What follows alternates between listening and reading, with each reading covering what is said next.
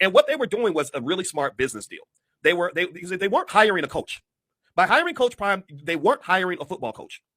What they were doing, shout out to Max Kellerman at ESPN. He's the only other person. He quoted me on this, and I appreciate the fact that he understood what I was trying to say. Coach Prime was not a football coach that they hired. Coach Prime was a corporate acquisition. Coach Prime wasn't just a guy who's going to bring you revenue by winning football games.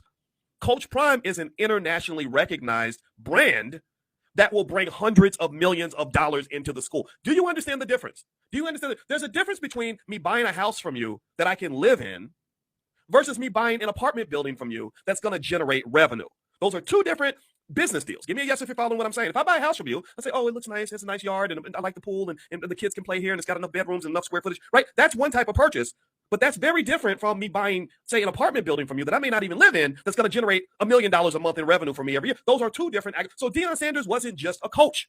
It's very important to understand this. People that don't get business, they think it's about winning games, and it depends on how many games he wins, whether he's worth it, and whether Nick Saban is a better coach. Because Nick Saban ain't got the brand that Deion Sanders has. Nick Saban ain't got the swag that Deion Sanders does. Nick Saban can't recruit the way Coach Prime can recruit. There are kids that want to come play for Coach Prime because they follow his YouTube channel. There are brands that want to do deals with Colorado because Colorado suddenly became the coolest school in the country because they got Coach Prime. So Coach Prime was not an employee that they hired. He was a business that they acquired. They didn't make a hire. They actually acquired an asset.